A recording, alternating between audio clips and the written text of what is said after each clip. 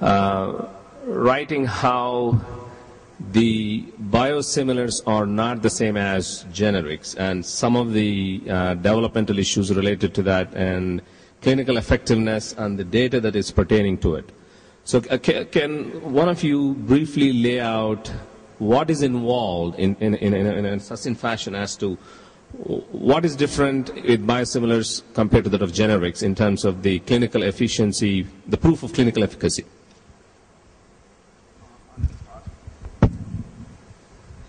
I think, like I mentioned in my talk, you definitely don't have to show comparative clinical efficacy and safety in a large phase 3 trial. And that's the biggest difference, and that's the biggest cost factor. Whereas in most countries, you can get away with simple bioequivalence and bioavailability study for generics. And in a sort of from a business point of view, it's a difference between sort of 1 to 5 million versus 80 to 100 million. And I think so there's a large amount of difference.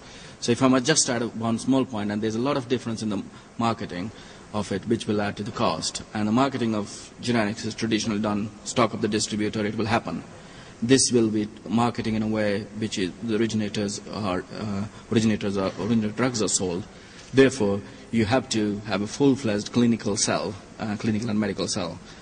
So it will involve a huge amount of marketing. And the third point, which I emphasized in my talk, was more around pharmacovigilance and risk management. Again, those are the kind of things you don't have to do for generics, whereas for biosimilar is even enhanced than originators.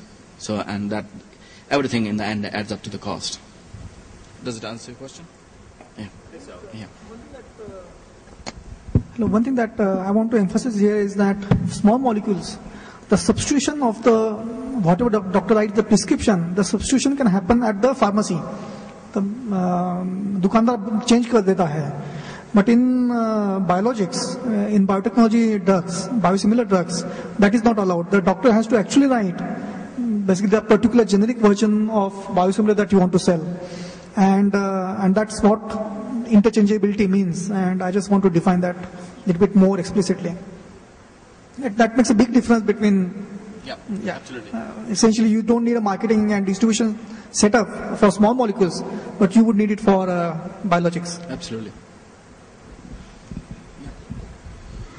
In the clinical trials for comparability, is a switchability is also taken into account? Sorry? In design of clinical trials for comparability, switchability, that is one switch over from one to the other, is it also included in the design? People are going to use the switching of the arms from the originator. Yes, because that is the aim in the end. That if you can show substitutability or interchangeability, it may be allowed in certain, at least from a European perspective, it might be allowed in certain countries, but you still need a study to back it up. Is it mandatory? No, I don't think it's mandatory. Arvind? Yeah, I mean, if you're just looking at the US and if you want a biosimilarity label, you don't need to do crossover design study. If you're looking at an interchangeable label, according to most authorities, you do need a crossover design of your study.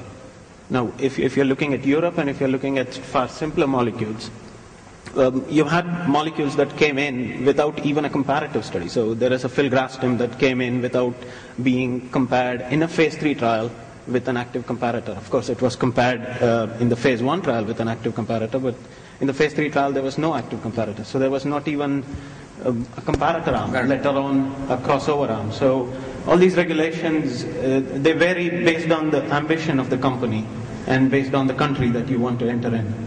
And of course, they vary based on the molecule. So I think in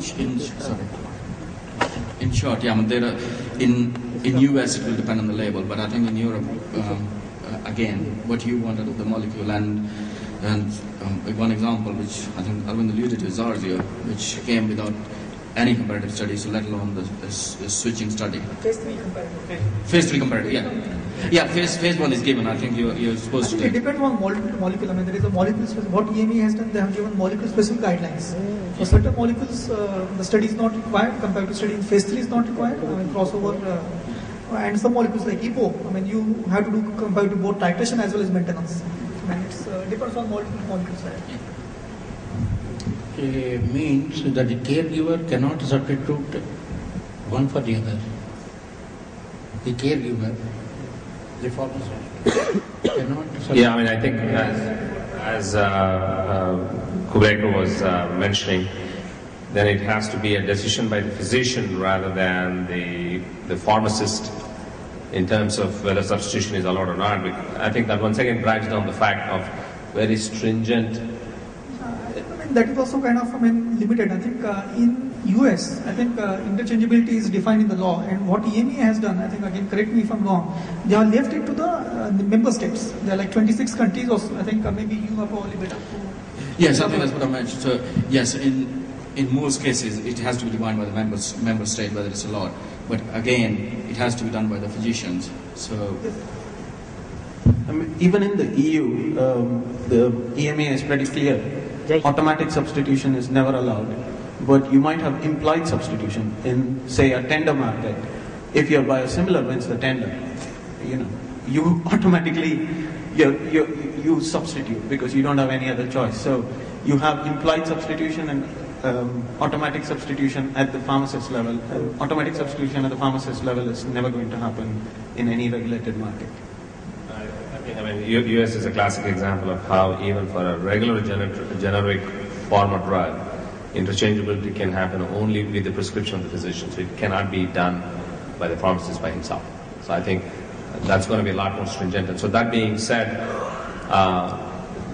there are changing economic times around the world, and healthcare budgets in every